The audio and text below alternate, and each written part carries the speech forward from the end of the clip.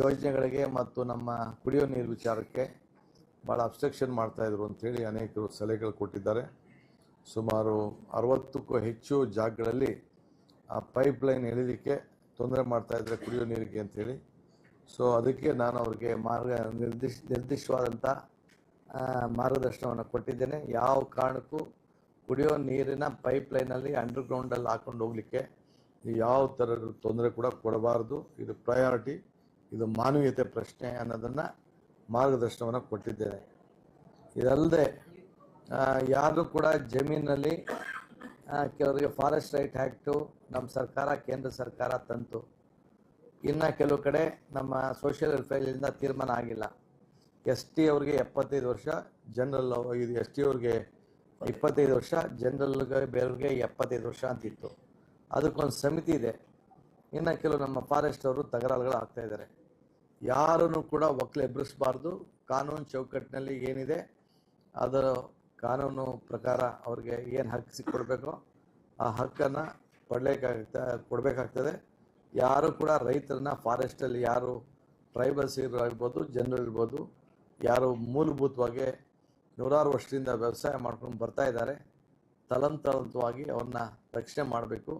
ಇದು ನಮ್ಮ ಸರ್ಕಾರದ ನೀತಿ ಅನ್ನೋದನ್ನು ನಾನು ನಮ್ಮೆಲ್ಲ ಅಧಿಕಾರಿಗಳಿಗೆ ಮಾರ್ಗದರ್ಶನವನ್ನು ಕೊಟ್ಟಿದ್ದೇನೆ. ಇದಲ್ಲದೆ ತಮಗೆಲ್ಲ ಗೊತ್ತಿದೆ, ರಾಮ ಮಂದಿರದಲ್ಲಿ ಯಾವ ರೀತಿ ದೊಡ್ಡ ನಮಗೆಲ್ಲ ಅಗೌರವ ಬಂದಿದೆ. ನೀವೆಲ್ಲ ಭಾಳ ಭಕ್ತಿಯಿಂದ ಇಟ್ಟಿಗೆ ಕೊಟ್ಟಿದ್ದೀರಿ, ಹಣ ಕೊಟ್ಟಿದ್ದೀರಿ, ಚಿನ್ನ ಕೊಟ್ಟಿದ್ದೀರಿ, ಬೆಳ್ಳಿ ಕೊಟ್ಟಿದ್ದೀರಿ, ದುಡ್ಡು ಹಾಕಿದ್ದೀರಿ, ಎಲ್ಲ ಹೋಗಿ ಹಾಕಿದ್ದೀರಿ. ಇದೊಂದು ದೊಡ್ಡ ಕಳ್ತನದ ಒಂದು ದೊಡ್ಡಾಗಿ ನಮಗೆಲ್ಲ ಮಾನಸಿಕವಾಗಿ ದೊಡ್ಡ ಅವಮಾನ ಆಗಿದೆ. ಧರ್ಮದ ಹೆಸರಿನಲ್ಲಿ ನಾವು ಎಲ್ಲ ಈ ರೀತಿ ಮಾಡಿ ಈ ರೀತಿ ತೊಂದರೆ ಆಗಿರೋದು ತಮಗೆಲ್ಲ ಗೊತ್ತಿದೆ.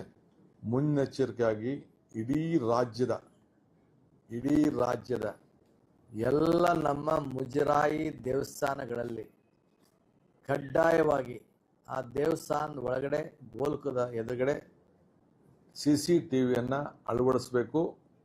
ಮತ್ತು ಆ CCTV ಕಲೆಕ್ಷನ್ನು ಓಪನ್ ಮಾಡೋಂಥ ಜಾಗ, ಹಣ ತೆಗೆಯುವಂಥ ಜಾಗ, ಹಣ ಎಣಿಸುವಂಥ ಜಾಗ ಎಲ್ಲ ಕೂಡ ಪೊಲೀಸು SP ಕಚೇರಿಗೆ ಅಲ್ಲಿ ಆ ಸಂಬಂಧಪಟ್ಟಂಥ ತಾಲೂಕು ಸರ್ಕಲ್ ಇನ್ಸ್ಪೆಕ್ಟರ್ ಕಚೇರಿಗಾಗಲಿ ನೇರವಾಗಿ ಮತ್ತು ಡೆಪ್ಟಿ ಕಮಿಷನರ್ ಕಚೇರಿಗಳಿಗೆ ಒಂದು ಲೈನನ್ನು ನಮ್ಮಲ್ಲಿ ಯಾವ ರೀತಿ ಕಂಟ್ರೋಲ್ ರೂಮ್ ಇಟ್ಕೊಂಡಿರ್ತೀವಿ ತಾವೆಲ್ಲ ಗಮನಿಸಿದ್ದೀರಿ. ಟ್ರಾಫಿಕ್ದ ವಿಚಾರದಲ್ಲಿ ಒಂದು ಕಂಟ್ರೋಲ್ ರೂಮ್ ಡ್ಯಾಶ್ ಬೋರ್ಡ್ ಹಾಕಿರ್ತೀವಲ್ಲ, ಆ ರೀತಿ ನೀವೆಲ್ಲ ಮಾಹಿತಿಯನ್ನು ನಮ್ಮ ಸರ್ಕಾರದ ಯಾವುದಾದ್ರು ದೇವಸ್ಥಾನಗಳು ಮುಜರಾಯಿ ಇಲಾಖೆ ಇದೆ, ಎಲ್ಲೇ ಮುಜರಾಯಿ ದೇವಸ್ಥಾನ ಇಲಾಖೆ ಇದ್ದೆ ದೊಡ್ಡ ದೇವಸ್ಥಾನ ಅಲ್ಲಿ ಕಂಪಲ್ಸರಿ ಒಂದು CCTV ಕ್ಯಾಮ್ರಾವನ್ನು ಇಡಬೇಕು. ಪ್ರತಿಯೊಂದು ಹಣ ಕಲೆಕ್ಟ್ ಮಾಡುವಾಗ, ಕೂಡಿಸುವಾಗ, ಬೀಗ ತೆಗೆಯುವಾಗ, ಬೀಗ ಮುಚ್ಚುವಾಗ ಯಾವಾಗಲೂ ಕೂಡ 24/7 ಆ ಕ್ಯಾಮ್ರಾ ಆನ್ ಆಗಿರಬೇಕು. ಅದಕ್ಕೆ ಸೂಕ್ತವಾದಂಥ ವ್ಯವಸ್ಥೆಯನ್ನು ಮಾಡಬೇಕು ಅಂತೇಳಿ ಅವ್ರಿಗೆ ಮಾರ್ಗದರ್ಶನವನ್ನು ಕೊಟ್ಟಿದ್ದೇನೆ.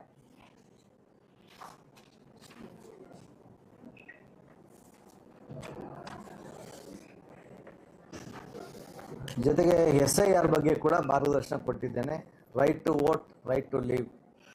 ನಿಮ್ಮ ಮತದಾನದ ಹಕ್ಕನ್ನು ಉಳಿಸ್ಕೊಳ್ಳಿಕ್ಕೆ ನಾವೀಗಾಗಲೇ ಎಲ್ಲರೂ ಕೂಡ ರೆಸಿಡೆನ್ಷಿಯಲ್ ಸರ್ಟಿಫಿಕೇಟ್ ಕೊಡಬೇಕು ಅಂತ ಯಾರ್ಯಾರಿಗೆ ಅವಶ್ಯಕತೆ ಇದೆ, 10 ವರ್ಷದ ರೆಸಿಡೆನ್ಷಿಯಲ್ ಸರ್ಟಿಫಿಕೇಟ್ ಯಾರ್ಯಾರು ಇದ್ದಾರೆ ಅಂಥವ್ರಿಗೆ ಕೊಡಬೇಕು ಅನ್ನೋದು ತೀರ್ಮಾನ ಮಾಡಿದ್ದೇವೆ. ಇದಲ್ಲದೆ 4.25 ಕೋಟಿ ಕ್ಯಾಸ್ಟ್ ಸರ್ಟಿಫಿಕೇಟ್ಗಳಿದೆ. SC ಇರ್ಬೋದು, ST ಇರ್ಬೋದು, OBC ಇರ್ಬೋದು, ಮೈನಾರಿಟೀಸ್ ಇರ್ಬೋದು, ಬಡವ್ರ ಇನ್ಕಮ್ ಸರ್ಟಿಫಿಕೇಟ್ ಇರ್ಬೋದು, ಇವೆಲ್ಲ ಸರ್ಟಿಫಿಕೇಟ್ ಇದೆ. ಅವೆಲ್ಲ ಆನ್ಲೈನಲ್ಲಿದೆ. ಆನ್ಲೈನಲ್ಲೂ ಕೂಡ ಪಡ್ಕೊಳ್ಳಿಕ್ಕೆ ಅವಕಾಶ ಮಾಡಿಕೊಟ್ಟಿದ್ದೇವೆ. ಯಾರಿಗೆ ರೆಸಿಡೆನ್ಷಿಯಲ್ ಸರ್ಟಿಫಿಕೇಟ್ ಬೇಕು ಅವರು ಕೂಡ ಮನೆ ಬಾಗಿಲಿಗೆ ಉಚಿತವಾಗಿ ಕೊಡಲಿಕ್ಕೆ ಕೂಡ ವ್ಯವಸ್ಥೆ ಮಾಡಿದ್ದೇವೆ.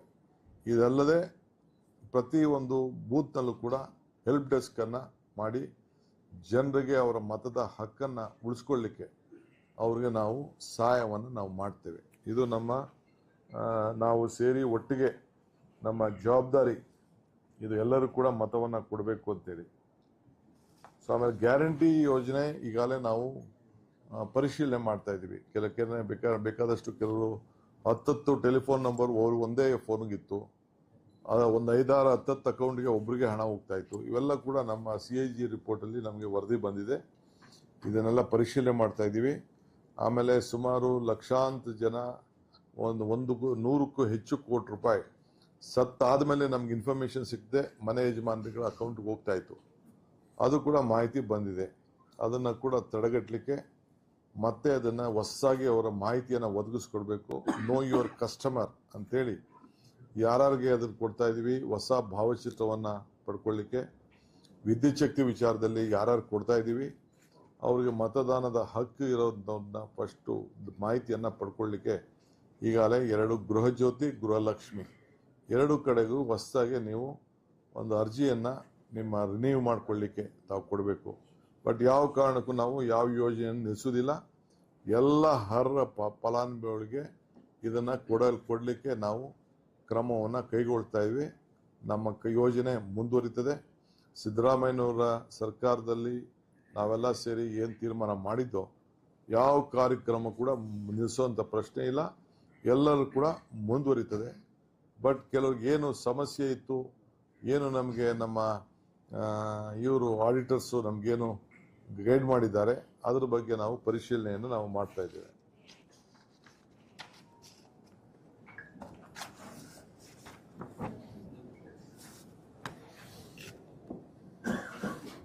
ಆಮೇಲೆ ನಮ್ಮ ಶಾಸಕರುಗಳ ಇನ್ಸೂರೆನ್ಸ್ ರೈತರಿಗೆ ಬಹಳ ಫ್ರಾಡ್ ಆಗ್ತಾ ಇದೆ ಅಂತ ತಿಳಿಸಿದ್ದಾರೆ. ಅದನ್ನು ನಾನು ಬೆಂಗಳೂರಿನಲ್ಲಿ ಒಂದು ಸಪ್ರೇಟ್ ಆಗಿ ಮೀಟಿಂಗ್ ಮಾಡಿ, ಏಕೆಂದರೆ ಗುಲ್ಬರ್ಗ ಕಡೆ ಒಂದು ಮಾಹಿತಿ ನನಗೆ ಬಂದಿದೆ. ಇಲ್ಲೂ ಕೂಡ ನಾನು ನೆಕ್ಸ್ಟ್ ಬೆಂಗಳೂರಿನಲ್ಲಿ ಇನ್ಸೂರೆನ್ಸ್ ಬಗ್ಗೆ ರೈತರಿಗೆ ಎಷ್ಟು ಹಣ ಕಟ್ತಾ ಇದ್ದಾರೆ, ಏನು ಅವ್ರಿಗೆ ಸಿಗ್ತಾ ಇದೆಯಾ ಇಲ್ಲ, ಏನು ಎತ್ತ ದಳ್ಳಾಳಿಗಳ ದಂಧೆ ನಡೀತಾ ಇದೆ ಅನ್ನೋದು ಕೂಡ ನನ್ನ ಗಮನಕ್ಕೆ ಕೆಲವು ಶಾಸಕರೆಲ್ಲ ತಿಳಿಸಿದ್ದಾರೆ. ಅದರ ಬಗ್ಗೆ ಕೂಡ ನಾನು ಬೆಂಗಳೂರಿನಲ್ಲಿ ಪ್ರತ್ಯೇಕ ಸಭೆ ಮಾಡ್ತೇನೆ. ಭಾಳ ಜನ ಶಾಸಕರು ಮೋಡ ಬಿತ್ತನೆ ಆಗಬೇಕು ಅಂತೇಳಿ ಮನವಿ ಮಾಡಿದ್ದಾರೆ. ಸುಮಾರು 10ಕ್ಕೂ ಹೆಚ್ಚು ಜನ ಶಾಸಕರು ನಾವೊಂದು ಪ್ರಯೋಗ ಮಾಡಬೇಕು, ಹಿಂದೆ ಆಗಿತ್ತು. ಮೊನ್ನೆ ಏನೋ ಶಾಸಕರೆಲ್ಲ ಸೇರಿ ಅವ್ರವ್ರ ಹಣ ಹಾಕ್ಕೊಂಡು ಪ್ರಯತ್ನ ಮಾಡಿದ್ದಾರೆ. ಸೊ ಅದು ಕೆಲವು ಯಶಸ್ವಿ ಆಗಿದೆ ಅಂತ ತಿಳಿಸಿದ್ದಾರೆ. ನಾನು ಅದ್ರ ಬಗ್ಗೆ ರಿಪೋರ್ಟ್ ತರಿಸ್ಕೊಳ್ತೇನೆ. ಬೆಂಗಳೂರಿನಲ್ಲಿ ಒಂದು ಸಪ್ರೇಟ್ ಮೀಟಿಂಗ್ ಮಾಡ್ತೇನೆ. ಮೀಟಿಂಗ್ ಮಾಡಿ ಅದ್ರ ಬಗ್ಗೆ ನಾನು ಗಂಭೀರವಾದಂಥ ಒಂದು ತೀರ್ಮಾನವನ್ನು ತೆಗೆದುಕೊಳ್ತೇವೆ. ಇದಲ್ಲೇ ನಮ್ಮ ಭೂ ದಾಖಲೆಗಳು ನಮ್ಮ ರೆವಿನ್ಯೂ ಮಿನಿಸ್ಟರ್ ಅವರು ಒಂದು ವಿಶೇಷವಾದ, ಹಿಂದೆ ಕೃಷ್ಣ ಬೈರೇಗೌಡರು ಅದನ್ನು ನಡೆಸ್ತಾ ಇದ್ರು. ಇದು ನಮ್ಮ ಸರ್ಕಾರಕ್ಕೆ ಭಾಳ ಪ್ರಿಯವಾದಂಥ ಪ್ರಾಜೆಕ್ಟ್.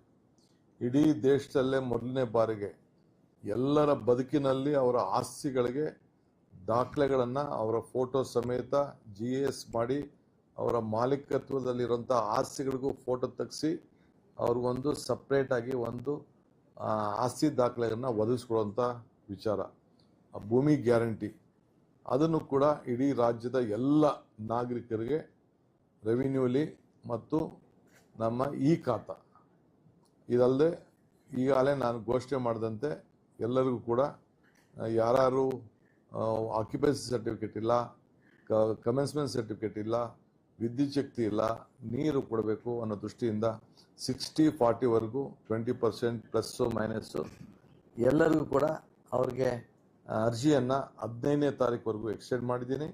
ಅವರು ಫೋಟೋ ಸಮೇತ ಕೊಡಬೇಕು, ದಾಖಲೆಗಳನ್ನು ಕೊಡಬೇಕು.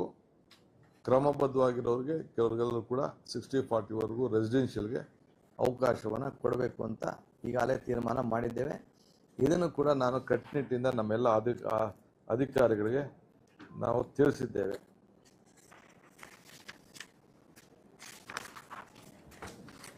ಎಷ್ಟು ವಿಚಾರ ಅನೇಕ ರೈತರಿಗೆ ಸರ್ಕಾರ ಕೊಟ್ಟಿಲ್ಲ.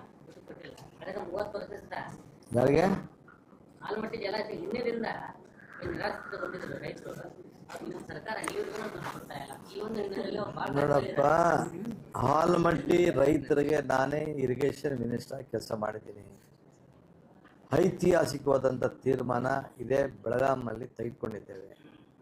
ಆ ಪ್ರಕಾರ ಅವ್ರಿಗೆಲ್ಲ ಕೂಡ ಹಣ ಬಿಡುಗಡೆ ಮಾಡಲಿಕ್ಕೆ ಈಗಾಗಲೇ ಕ್ರಮ ಕೈಗೊಂಡಿದ್ದೇವೆ. ಆಗಲೇ ಸಿದ್ದರಾಮಯ್ಯನವರು ಇದ್ದಾಗ ಕೆಲವ್ರಿಗೆಲ್ಲ ಹಣನೂ ಕೊಟ್ಟಿದ್ದೇವೆ. 35 ಲಕ್ಷ 40 ಲಕ್ಷ ಇವೆಲ್ಲ ತೀರ್ಮಾನ ಮಾಡಿದ್ದೇವೆ. ಇವೆಲ್ಲ ಹಂತ ಹಂತವಾಗಿ ಆಗ್ತದೆ. ಇದು ಒಟ್ಟು ಹೆಚ್ಚು ಕಮ್ಮಿ 70,000ದಿಂದ 1 ಲಕ್ಷ ಕೋಟಿ ರೂಪಾಯಿವರೆಗೂ ಆಗ್ತದೆ. ಕೆಲವರಿಗೆ ಏನು ರಿಹ್ಯಾಬಿಲಿಟೇಷನ್ ಸ್ಕೀಮ್ ಇದೆ ಅದ್ರ ಬಗ್ಗೆ ನಾವು ಹೊಸದಾಗಿ ಚರ್ಚೆ ಮಾಡ್ತಾ ಇದ್ದೀವಿ, ಯಾವ ರೀತಿ ಅವ್ರಿಗೆ ಕೊಡಬೇಕು ಅಂದು. ಏಕೆಂದರೆ ಕೆಲವರೆಲ್ಲ ಕೋರ್ಟ್ಗೆ ಹೋಗಿ ಅಲ್ಲಿ 10 ಕೋಟಿ 12 ಕೋಟಿ ರೂಪಾಯಿ ಆರ್ಡರ್ ಮಾಡಿಸ್ಕೊಂಡು ಬಂದಿದ್ರು. ಸೊ ಅದಕ್ಕೆ ಸುಪ್ರೀಂ ಕೋರ್ಟಲ್ಲಿ ತಿರ್ಗಾ ಅದಕ್ಕೆ ಮರುಪರಿಶೀಲನೆ ಮಾಡಲಿಕ್ಕೆ ಎಲ್ಲ ವಾಪಸ್ ಅರ್ಜಿಯನ್ನು ಹಾಕಿಸಿದ್ದಾರೆ.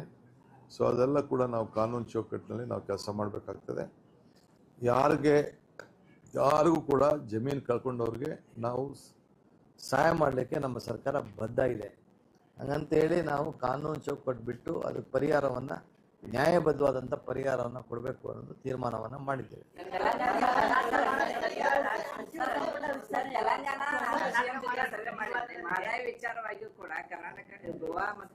ನಾನು 5 ಬಾರಿ ನಮ್ಮ ಕೇಂದ್ರ ಸಚಿವರಾದಂಥ ಪ್ರಹ್ಲಾದ್ ಜೋಶಿ ಭೇಟಿ ಮಾಡಿದ್ದೀನಿ. 5 ಬಾರಿ ನಮ್ಮ ಫಾರೆಸ್ಟ್ ಮಿನಿಸ್ಟರ್ ಭೇಟಿ ಮಾಡಿದ್ದೇನೆ. ಅವ್ರು ಇನ್ನೂ ತಲೆ ಅಳ್ಳಾಡಿಸ್ತಾ ಇದ್ದಾರೆ, ಇನ್ನೂ ಉತ್ತರ ಕೊಟ್ಟಿಲ್ಲ. ನನ್ನ BJP ಫ್ರೆಂಡ್ಸ್ ಎಲ್ಲ ಸೆಲೆಬ್ರೇಷನ್ನು ಮಾಡಿದ್ರು, ಎಲೆಕ್ಷನ್ ಮುಂಚಿತವಾಗಿ ಸೆಲೆಬ್ರೇಷನ್ ಮಾಡಿದ್ರು. ಸಣ್ಣ ವಿಚಾರ ಈಗ ಒತ್ತಾಯ ಮಾಡ್ತಾಯಿದ್ದೀನಿ. ಮೊನ್ನೆ ಕೂಡ ನಾನು ದೆಹಲಿಯಲ್ಲಿ ನನಗೆ ಮಿನಿಸ್ಟ್ರು ಸಿಕ್ಕಿದ್ರು, ಅವರು ಕೂಡ ಮನವಿ ಮಾಡ್ಕೊಂಡಿದ್ದೇನೆ. ನೋಡೋಣ, ನನ್ನ ಪ್ರಯತ್ನ ಸತತ ಅದಕ್ಕೆ ಗೊತ್ತಿದೆ ನನಗೆ. ಅದಕ್ಕೆ ನಾವು ಅದಿರ್ಬೋದು, ಕಾವೇರಿ ಇರ್ಬೋದು, ವಿ ಆರ್ ಅಟ್ ಇಟ್. ನಾವು ಅದ್ರ ಬಗ್ಗೆ ಖಂಡಿತ ನಮ್ಮ ಪ್ರಯಾರಿಟಿ ರೈತನ ಬದುಕು.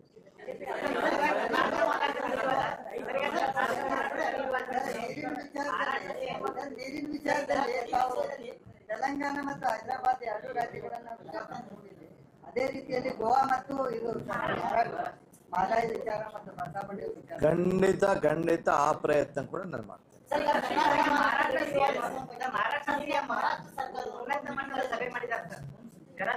ಈಗ ನಾನು ಬರ್ಬೇಕಾದ್ರೆ ನಾನು MB ಪಾಟೀಲ್, HK ಪಾಟೀಲ್ ಅದೇ ವಿಚಾರ ಪ್ರಸ್ತಾವನೆ ಮಾಡಿಕೊಂಡು ಚರ್ಚೆ ಮಾಡಿಕೊಂಡು ರಿಪೋರ್ಟ್ಸ್ನ ನಾವು ನೋಡಿದ್ದೇವೆ.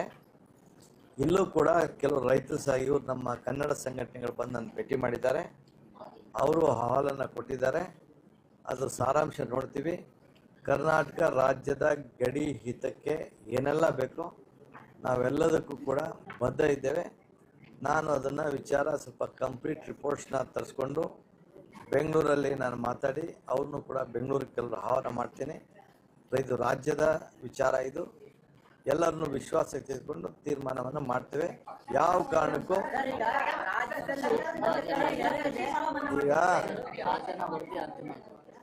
ಈಗಾಗಲೇ ಮಹಾಜನ ವರದಿ ಬಂದಿದೆ. ಅದು ಏನು ಅನ್ನೋದು ಈಗಾಗಲೇ ನಮ್ಮ ಸರ್ಕಾರದ ಅಭಿಪ್ರಾಯ, ಹಿಂದೆ ಅಂತಿಮವಾದಂಥ ಅಭಿಪ್ರಾಯ ಅಂತ ಈಗಾಗಲೇ ನಾವು ತಿಳಿಸಿದ್ದೇವೆ. ಈಗ ಸದ್ಯಕ್ಕೆ ಅವರು ಮೀಟಿಂಗ್ ಮಾಡಿರ್ಬೋದು. ಮೀಟಿಂಗ್ ಮಾಡಿದ ತಕ್ಷಣ ಏನೂ ಇಲ್ಲ, ಅದಕ್ಕೆ ಏನೇನು ಕೋರ್ಟ್ ಕೇಸ್ ಇದೆ ಅದನ್ನೆಲ್ಲ ಗಮನಿಸ್ತೇವೆ. ನಮ್ಮ ರಾಜ್ಯದ ಹಿತವನ್ನು ನಾವು ಕಾಪಾಡ್ತೇವೆ. ಬೆಳಗಾವಿ ಮಹಾನಗರ ಪಾಲಿಕೆಯಲ್ಲಿ ಕರ್ನಾಟಕದ ಕನ್ನಡ ಸಂಘಟನೆಗಳು 2 ದಿನದಿಂದ ಹೋರಾಟ ಮಾಡ್ತಾ ಇದೆ. DC ಅವರು ಸರ್ಕಾರಕ್ಕೊಂದು ವರದಿ ಕೊಟ್ಟಿದ್ದಾರೆ. ಇದು ಮಹಾಜನ ವರದಿ ಅಂತಿಮ ಆದ ಬಗ್ಗೆ ಸರ್ಕಾರ ನಿರ್ಧಾರ ಮಾಡಿ ಇನ್ನೂವರೆಗೆ ಒಂದು ಠರಾವ್ ಪಾಸ್ ಆಗ್ತಾ ಇದೆ, ಇನ್ನೂ ಆಗ್ತಾ ಇದೆ. ಚರ್ಚೆ ಮಾಡ್ತೀನಿ ನಾನು, ನೋಡಿ ವಿಚಾರ. ಒಂದು ಕಡೆ ನೆರೆ, ಮತ್ತೊಂದು ಕಡೆ ಬರ. ಸಚಿವ ಸಂಪುಟ ವಿಸ್ತರಣೆ ಯಾವಾಗ ಅಂತೇಳಿ ಈಗ ರೈತರದ್ದು ಕೃಷಿ ಸಾಲ ಮನ್ನಾ ಮಾಡ್ತಾರೆ. ಉತ್ತರ ಕರ್ನಾಟಕದ ಜನ ನಿಮ್ ಬಗ್ಗೆ ಬಹಳ ನಿರೀಕ್ಷೆ ಇಟ್ಕೊಂಡಿದ್ದಾರೆ. ನೀವು ಸಾಕ್ಷಿ ಗುಡ್ಡೆ ಬಗ್ಗೆ ಬಹಳ ಮಾತಾಡ್ತೀರಿ, ಬಟ್ ಉತ್ತರ ಕರ್ನಾಟಕದ ಜನ ನಿಮ್ಮ ಏನ್ ಸಾಕ್ಷಿ ಗುಡ್ಡೆ ಮಾಡ್ತೀರಿ? ಈಗ ಬಂದು ಇಲ್ಲಿ ಹೇಳಿ ಈ ತೀರ್ಮಾನ ತೆಗೆದುಕೊಂಡಿರೋದೇ ಒಂದು ಸಾಕ್ಷಿ ಗುಡ್ಡೆ ಅಲ್ವೇ? ದೊಡ್ಡ ಕೈಗಾರಿಕೆಗಳು ಬರ್ಬೇಕಂತ ಹೇಳಿ ಬಹಳ ದಿವಸದಿಂದ ಆಸೆ ಇದೆ ಸರ್. ದೇವರಾಜರು ಇದ್ದಾಗ ಹಿಂಗಾಲ್ಕೊ ಕೊಟ್ಟಿದ್ರು. ಆಮೇಲೆ ಬಿಹಾರ್ ಬೆಂಗಳೂರು ಅಂದ್ರು ಅದು ತುಮಕೂರು ಘಾಟಿ ಕಡೆ ಬರ್ತಾನೆ ಇಲ್ಲ. ಇಲ್ಲಿ ಅಟ್ರಾಕ್ಟಿವ್ ಪಾಲಿಸಿ ಆಗ್ಬೇಕು. ಗಡಿ ಭಾಗದಲ್ಲಿ ಕೂಡ ಕೈಗಾರಿಕೆ. ಈಗ ಒಂದು ಹೊಸ ಪಾಲಿಸಿಯನ್ನ ಮುಖ್ಯಮಂತ್ರಿಗಳು ಹೇಳಿದಾರ. 100 days ಪ್ರೋಗ್ರಾಮ್ ನಲ್ಲಿ ಇಂಡಸ್ಟ್ರಿಯಲಿ ಬ್ಯಾಕ್ವರ್ಡ್ ಡಿಸ್ಟ್ರಿಕ್ಟ್ಸ್ ಅಂತ ಹೇಳಿ ಮುಖ್ಯಮಂತ್ರಿಗಳು ಈಗ ಅನೌನ್ಸ್ ಮಾಡ್ತಾರೆ. ಈಗ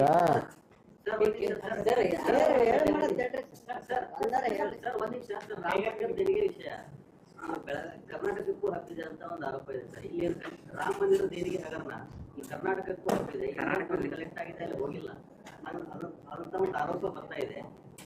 ಇದನ್ನ ಈ ಪ್ರಶ್ನೆ BJP ಅವ್ರು ಕೇಳಬೇಕು. ತನಿಖೆ ಮಾಡಿಸ್ತೀರಾ ಸರ್ಕಾರ ತನಿಖೆ ಮಾಡಿಸ್ತೀರಾ? ಈಗ ನಮ್ಮ ಇಂಡಿಯಾ ಗ್ರೂಪ್, ಇಂಡಿಯಾ ಒಕ್ಕೂಟದ ಒಬ್ಬ ಮುಖ್ಯ ಮಾಜಿ ಮುಖ್ಯಮಂತ್ರಿಗಳು ಇದನ್ನು ನೇರವಾಗಿ ಆರೋಪ ಮಾಡಿದ್ದಾರೆ. ಮಲ್ಲಿಕಾರ್ಜುನ್ ಖರ್ಗೆ ಸಾಹೇಬರು ಕೂಡ ಇದ್ರ ಬಗ್ಗೆ ಪ್ರಸ್ತಾವನೆ ಮಾಡಿದ್ದಾರೆ. ನಾವು ಕೂಡ ಈಗಾಗಲೇ ನಾನು ಇವತ್ತು ಎಲ್ಲ ಫಸ್ಟು ನಮ್ಮನೆ ಸರಿ ಮಾಡ್ಕೊಳ್ಳೋಣ ಅಂಥೇಳಿ, ನಮ್ಮಲ್ಲೂ ಹುಷಾರಾಗಿರಬೇಕು ಅಂಥೇಳಿ ಎಲ್ಲ ನಮ್ಮ ಮುಜರಾಯಿ ಟೆಂಪಲ್ಗಳಿಗೆಲ್ಲ ನಾನು ಮಾರ್ಗದರ್ಶನ ಕೊಟ್ಟಿದ್ದೇನೆ. ಅದನ್ನು ಏನು ತಿಳಿಸಿದ್ದಾರೆ ಅದ್ರ ಬಗ್ಗೆ ವರದಿ ತರಿಸ್ಕೊಂಡು ಮಾತಾಡ್ತೀನಿ. ವಿಭಜನೆ ಮಾಡ್ಬೇಕಂತ ಭಾಳ ಒಂದೇ ದಿನ ಇದೆಲ್ಲ ಆಯ್ತದ ಅಂದ್ರೆ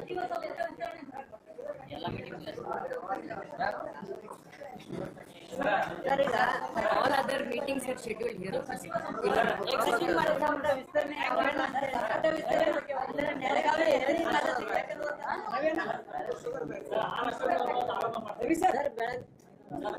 ನನಗೆ ಇನ್ನೂ ಮೀಟಿಂಗ್ಸ್ ಥ್ಯಾಂಕ್ ಯು.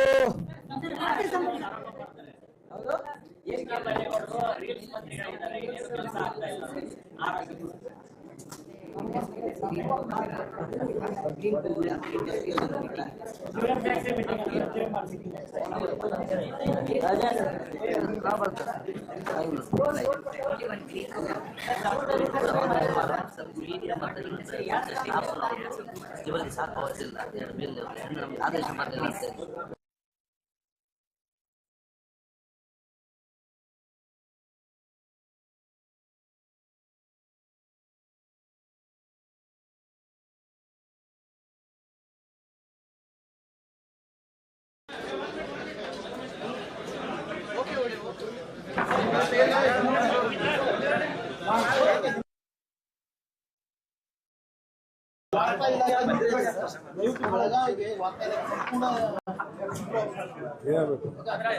ಅಧಿಕಾರಿನೇ ಇಲ್ಲ ಸರ್, ಅವರೆಲ್ಲ ಬೆಂಗಳೂರಲ್ಲಿ